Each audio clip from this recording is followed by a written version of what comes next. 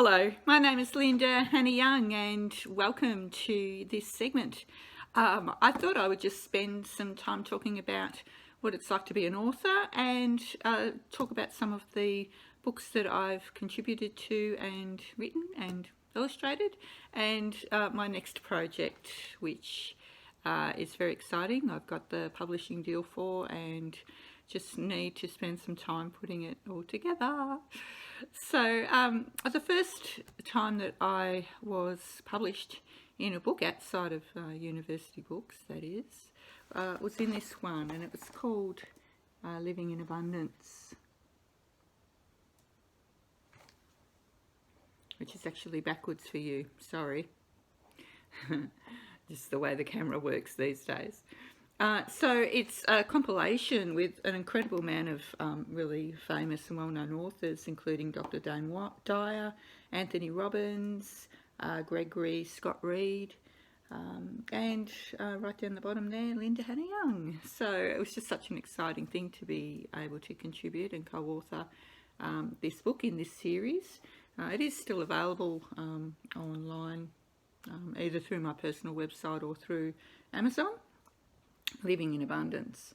So in this one was an opportunity to just talk about some of my history, and we've all got stories, wonderful stories, and stories that may have been a bit challenging when they were happening, but actually have formed and helped form who you are today. And one of those stories in that book, I talked about the aspiration to be an artist, and even as a young child, just, absolutely loved all the paints and the colours and being able to express myself that way. And also my grandfather was an artist. He wasn't a really well-known artist, but nevertheless he was a really good artist. And actually I've got one of his pictures on my wall. Maybe I'll just take you for a little walk across to my main wall here. His name was Norman Guy Swindells, and he painted that just before going to World War One, and it's in the swamp lands around, somewhere around Sandringham in Victoria, which is all a built up area now. But I've got quite a few of his, mainly all small. This one and one other one, a ship one, is his biggest works. There was something about my love for him and my love for that creativity that always drew me to feeling like I was an artist. And, as young people, we test these things out. We look for references, we listen to voices that say, yes, that's so, or no, that isn't. And I vividly remember this occasion. I was in grade 4, so I was probably around 9 or 10 years old. And it was a wet day timetable, which meant that we were allowed to be inside because it was raining during, must have been a lunch break or something. Anyway, there was this teacher there. He was a substitute teacher, but he had been there for a few months, so I felt comfortable with him anyway. No one else had chosen to go to the art room, but I had, which sort of says something. Anyway, it must have been getting near the time to pack up, I think. Anyway, I'd done this, what I considered a magnificent piece for a 10-year-old, on the easel with the paints, and, put a lot of effort and thought into it.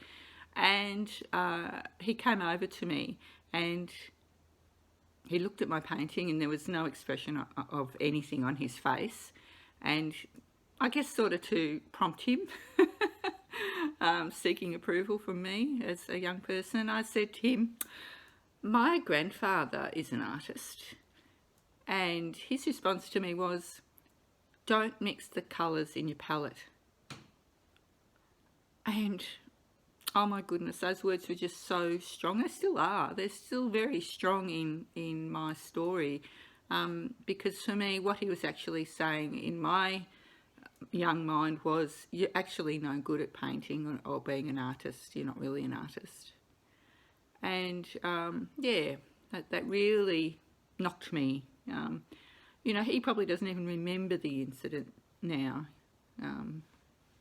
you know, and he was probably more concerned about if I'd mixed the colours in the palette, well then he'll have to clean them out, and instead of keeping it nice and fresh for the next class. I don't know what his motive was, but certainly my perception and what I took from his comment was that you're not a very good artist, Linda. So I talk about that in the story. And the other thing I mention in that one is about just being born a girl from a father. My dad was Lebanese background, and just his whole desire was to have a boy. Mum and dad had a girl who was 11 years older than me. They had a couple of miscarriages, and you know, the big desire that I would be a boy. And when I wasn't a boy, he just burst into tears when I was born, and it was announced that I was a girl.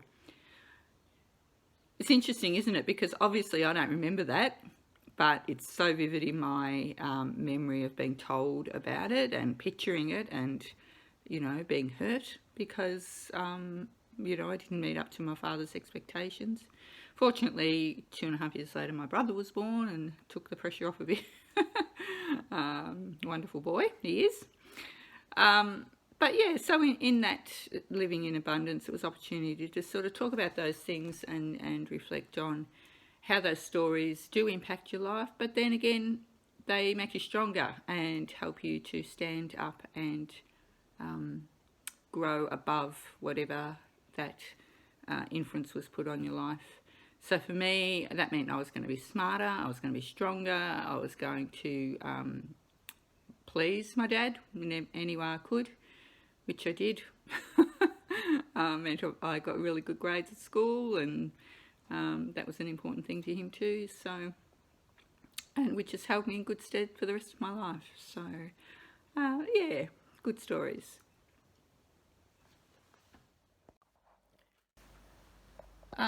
Ways in which, you know, making teaching a lot easier. I've actually developed a whole work program around this too. So I've got a music CD, two actually, one that has all the vocals and everything on it, and which could just be played, and the second one has that, but it also has all the backing tracks.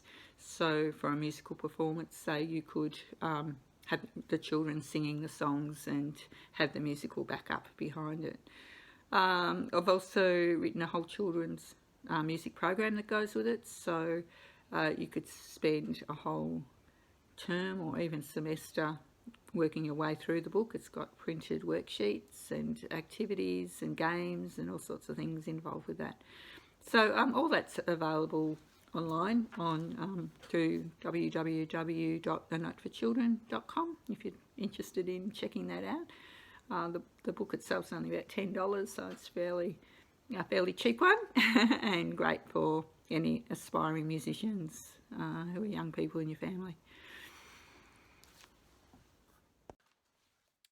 So the second book I was invited to be a co-author for is this one called In the Spirit of Success. So a bit more businessy, this one, but certainly with a emphasis on the spiritual aspect of being in business, and again, I talk a bit about my experience with my dad in that one too. As you can imagine, it's a fairly strong story in my psyche, and it has a lot of things to talk through with other people, because a lot of people can relate to that. So I'm just looking up the page here. So I called it Letting Go, Finding Treasure in the Dirt. Yeah, so that was another good experience. And again, this has got some really great authors. Again, Wayne Dyer. It's got Deepak Chopra in it, Mark Victor Hansen. Yeah, so again, wonderful opportunity to be able to be published with those great people of wisdom. So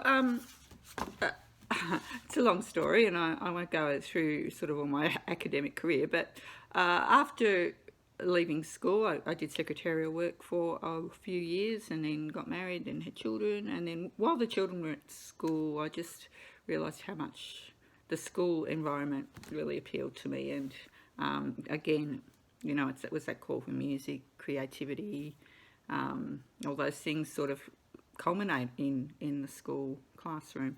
So I ended up being music teacher in 2 schools for 10 years, and during that time I had to teach children how to read music. And I remember as a kid, as much as I loved music, the reading of it was hard. It was a hard thing to do. So I wanted to make it fun. I didn't want it to be hard for these young people. So I started making up these stories about the notes and what they could do, what they couldn't do. And after a while, my colleagues said, Linda, you know, you really should try and put this together as a story, because it's too good just to let go. The kids are really learning from it. And yeah, it'd be fantastic if you could make a book. So after several years, I came up with this one, A Note for Children.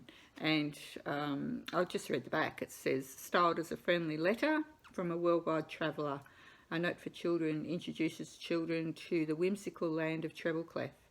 There, author Linda Hannah-Young creates appealing and memorable characters who demonstrate a variety of simple rhythmic notations. Parents and educators will find this book an invaluable tool for introducing children to the basics of music notation. For students ready for additional challenge, the text is sprinkled with more advanced concepts and symbols to explore. And another review was, educators have long sought to meld instruction with entertainment. Linda Hannah-Young's A Note for Children scores beautifully on both counts. Budding musicians will appreciate the ease with which these catchy melodies are remembered and later elaborate upon them. Educators will marvel at the ease with which complex ideas are so accurately conveyed. Really nice to hear that about your work. Anyway, I'm just going to change the camera around, and I thought I would read A Note for Children to you.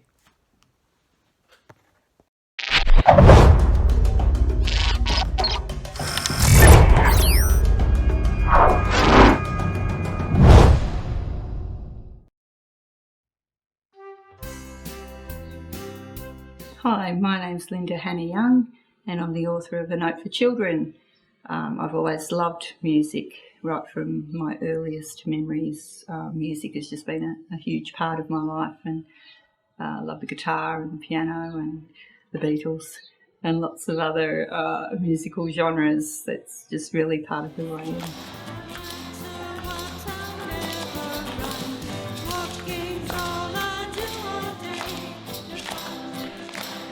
A Note for Children is really different because it's based on story, and kids love stories, adults love stories, we all love stories, and using story to help explain why the notes do what they do and how they function just makes all the difference.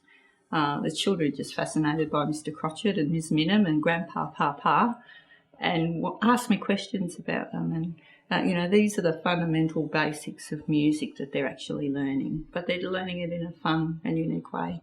And that's A Note for Children. Blackface. He's extremely reliable, and more than anything else, he likes to walk.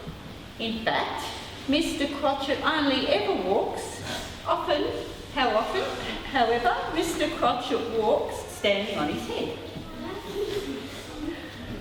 Do it with me together, go.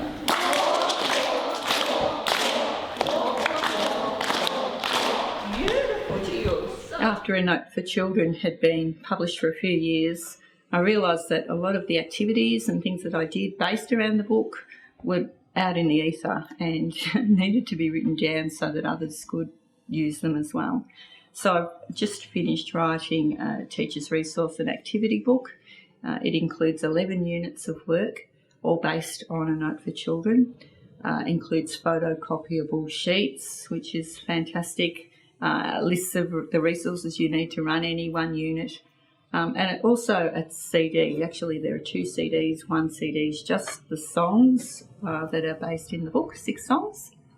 And the other CD is the teacher's CD, which has all the backing tracks, all the pieces of music that are in A Note for Children. They're all there as single tracks. So really, anyone could pick up the workbook and the CD and run a music program.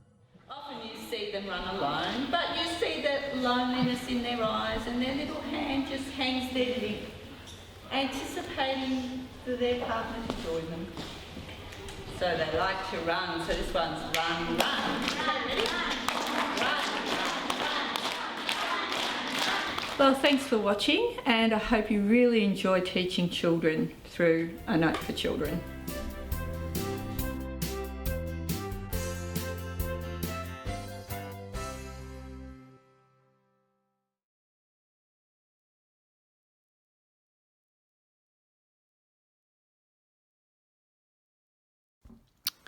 A Note for Children, written and illustrated by Linda Hannah Young, Traveller Extraordinaire.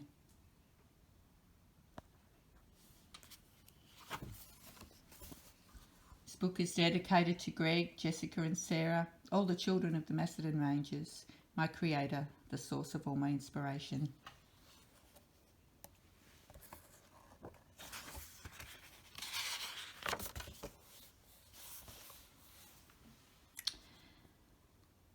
House, key of C, area 44, land of treble clef. Dear children, on my tour around the world I discovered an absolutely amazing place with equally amazing occupants. This island lies just north of the land of base. It's a very beautiful, very rhythmic land known as the land of treble clef. I have enclosed a map for you over the page.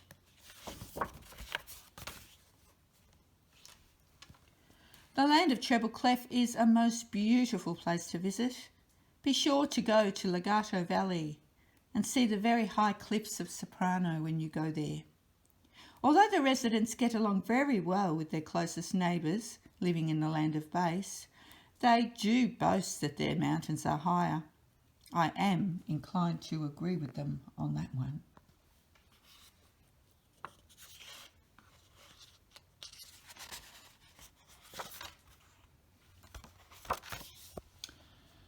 The land of treble clef has many characters residing there.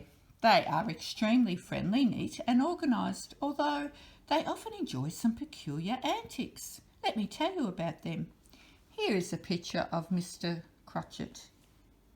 Mr. Crotchet is a tall fellow. He has a solid black face. He's extremely reliable, and more than anything else, he likes to walk. In fact, Mr. Crotchet only ever walks. Often, however, Mr. Crotchet walks upside down on his head. I hope you enjoy this song of his.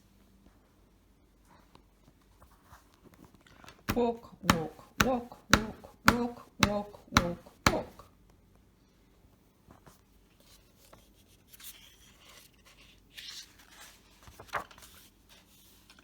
Here is a lovely picture of Miss Minham. Miss Minham is tall and has a white face. She has always enjoyed sliding ever since she was born, I think. She refuses to walk, run, skip or jump. Sliding is her favourite thing to do. And guess what? She often goes sliding on her head. Something that needs to be seen to be believed. I have included her favourite song for you too. Sliding, sliding, sliding, sliding, sliding, sliding, sliding, sliding.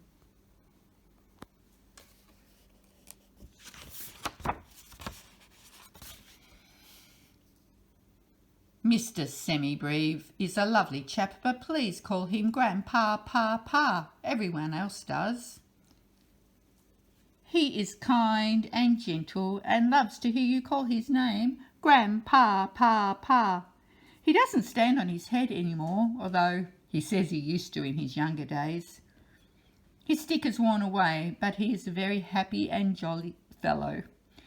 You can sing his name and make him happy.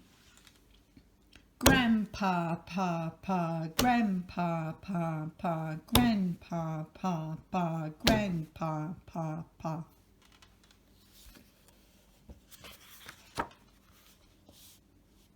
Mr. and Mrs. Quaver are fitness fanatics. Everywhere they go, they run.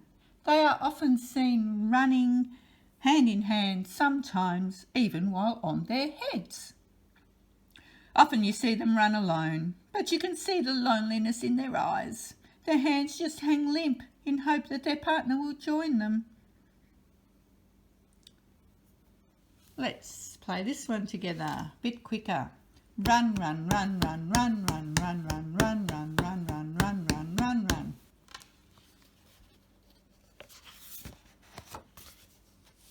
Did I mention that Mr. Crotchet has a dog? His name is Jiff. His breed is Crotchet Rest. Unfortunately, Jiff had a nasty accident many years ago, and since that time he has been silent. No bark. Despite this, he is a very perky pup who, like his owner, only ever walks. Isn't he cute? All these characters live happily here together in the land of Treble Clef. All the residents of the land of Treble Clef are extremely tidy. They always pick up after themselves. If there is a piece of dirt on the floor, they will pick it up before they go on. It takes them a little longer to do this. It means everything is kept clean. So if Mr. Crotchet sees a piece of dirt, his walk turns into a walk up. If Miss Minim sees a piece of dirt, her sliding becomes a sliding and. The Quavers hardly ever see the dirt. They are running too fast to notice such things. Walk up, walk up, walk up, walk up. Sliding and sliding and sliding and sliding and.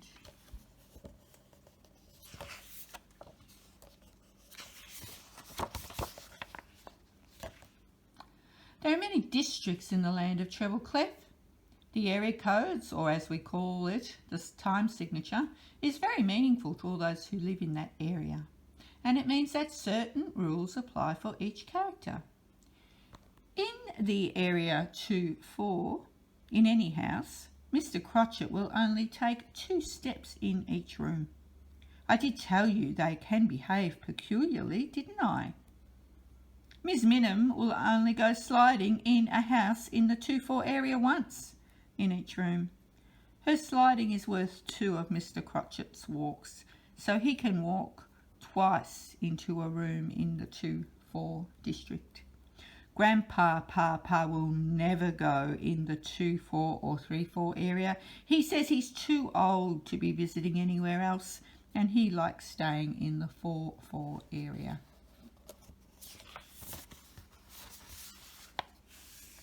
The land of Treble Clef is a very harmonious place to live. However, there are some dangers. Every now and again in a room you might find an exploding brick. The brick may explode if any noise is made at the wrong time, so be quiet when you see one. If the brick sits on the floor, then you must quietly, silently count 1, 2 before you proceed. If the brick is suspended from the ceiling, it's far more dangerous. You must silently count to the top area code and go on to the next room. If you don't, look out, kapow! So please be very careful when you visit, won't you? There's lots more to tell you about the magical, mystical, musical land. I long to tell you about the different floors that the notes live on, how they all make beautiful music together, and about the land of bass. I'll leave that for my next note to you. I'm so excited to be introducing my new friends to you. I'm sure you'll get to know them very well too. All the best from Linda Hannah Young, Traveller Extraordinaire.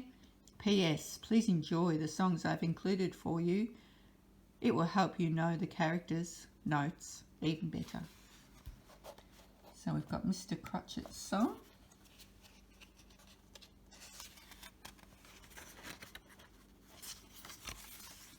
Ms. Minim's song. Mr. and Mrs. Quaver's song. Grandpa Pa's song. Miss Clean Mr. Crotchet's song.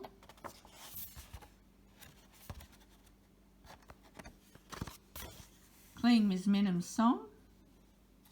And very attached to the characters in the story. This personification of the notes makes for interesting musical adventures. I hope you have fun teaching the method. I certainly do. P.S. Music is allowed to be photocopied with acknowledgement. Thank you. So yeah, that's my first. Hope there'll be some more. I'll just switch the camera around.